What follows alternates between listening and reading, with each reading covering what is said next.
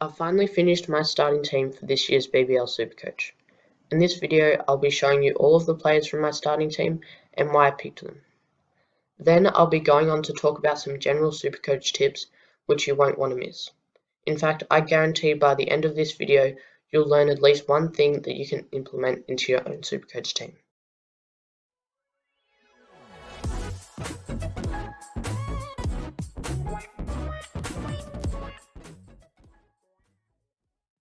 First off, like, subscribe, and comment down below if you have any questions on BBL Supercoach. As you know, I reply to every single comment, so definitely don't be afraid to comment. Anyways, we start off with the wicket keepers. So Handscomb, I think he's definitely really cheap for what he can do. As we know, he's got a lot of experience, and definitely he can be really good at his best. And I just think the fact that you can save a lot of money on him, definitely with the lack of mid-price wicket keepers, he's a really valuable pick. And with his double in round 2, I definitely think he's the best option for the wicketkeeper position. And on the bench, I have Holt, who honestly I have no idea who he is, but he costs 42k and that's really cheap, and he shouldn't be playing, so he could be a great loophole option for the captaincy. Anyway, onto the batsmen.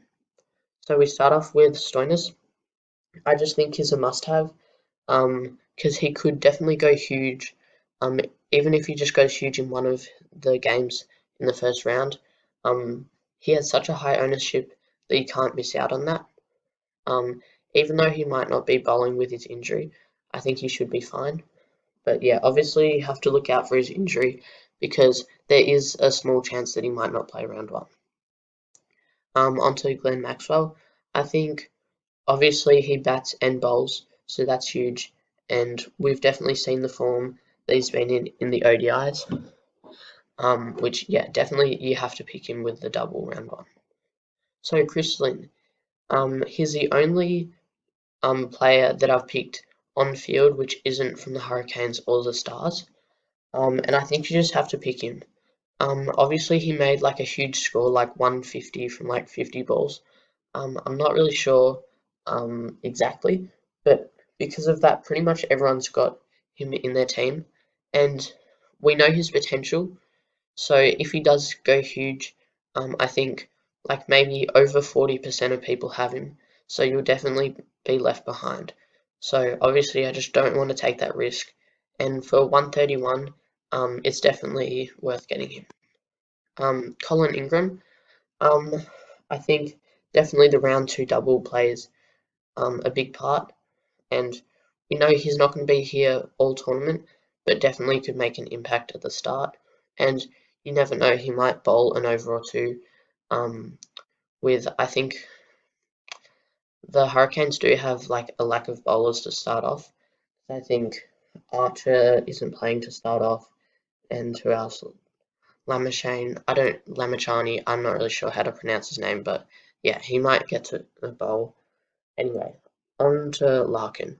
I think he's only in like 2% of teams. Definitely a really big pod. He should bat at like 3 or 4 for the Stars, which definitely is a really good opportunity. And also, I think he averages like 30 or something, just because he does play a sort of anchor role, doesn't play too many risky shots, and just scores, well, pretty reliable to score runs every game. So I'll definitely have him in my starting team. So go onto the bench. I have Renshaw.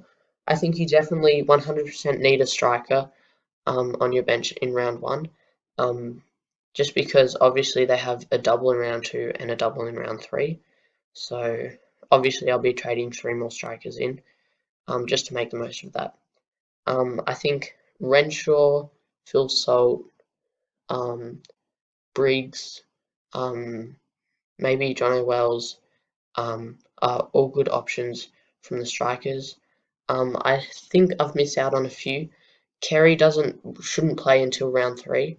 But yeah, let me know if I've missed out on any good strikers options there. Then also I have Bazley, who I think might play and is just really cheap, so obviously that's good. And then down to the bowlers, Darcy Short.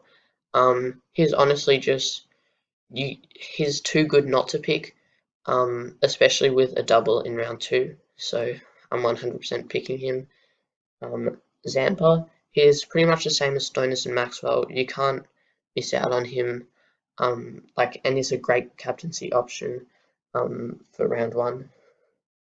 Will Jacks, I don't think a lot of people have him in their team because he is like slightly unknown to a lot of people.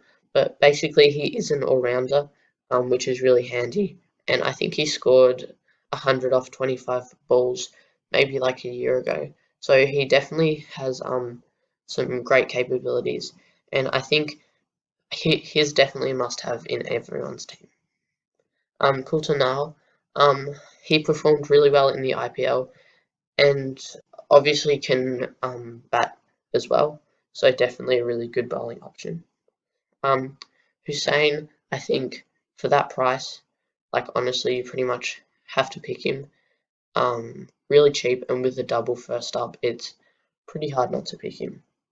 Dan Christian, I'm almost 50-50 split on this pick. I think he should get more opportunity at the Sixers.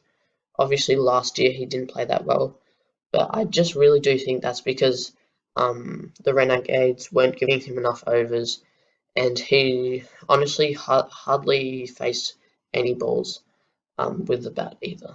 And Tim David, he should play, and he's really cheap as well with the double in round 2. Yeah, I think you have to pick him. So now for a few Supercoach tips. So the first one is always look out for the fixture. So obviously I've done a bit of a fixture thing here which shows you when certain teams have buys and when they have double games. So definitely keep in mind this fixture. So the second tip is just to be aware of who is actually playing. So you don't want to pick players and then have them not play because they're playing for some other tournament. So all of these players that I have on the screen, Green, Enriques, Pekowski, and Curran, they all have really high ownership, all above 26%, even though they're not even playing in round 1. So definitely keep away from these players. It's fine to trade them in later, but just don't have them in your starting team. And the last tip is don't be afraid to comment. I have lots of advice that I can tell you, so definitely ask any questions that you want in the comments down below. And as you know, I reply to every single one. Thank you so much for watching, and please like and subscribe.